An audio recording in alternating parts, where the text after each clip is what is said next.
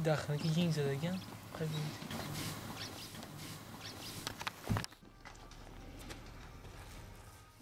وش کنوگی نمو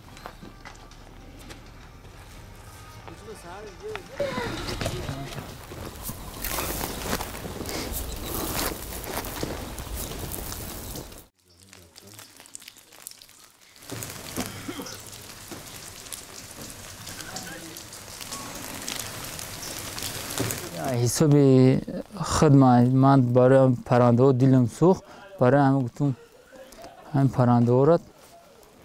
با قپمه بیاریم جانشون خلاص کنیم ای خنکی ای گشنگی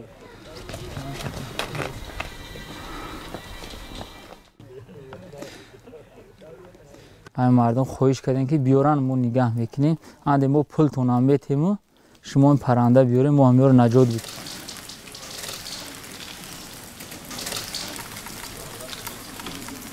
امروز با همین سبب این خنکی ها همین پرنده ها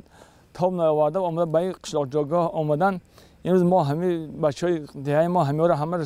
جمع کرده در این گرخانه‌شان چیکار اینم یک قضیه شهروندی ما یک قضیه ایمانداری ما یکی باید ما هم طبیعت حس کنیم همین پرنده ها را حس کنیم همه چیزا را حس کنیم که همین در همین زیبایی طبیعت ما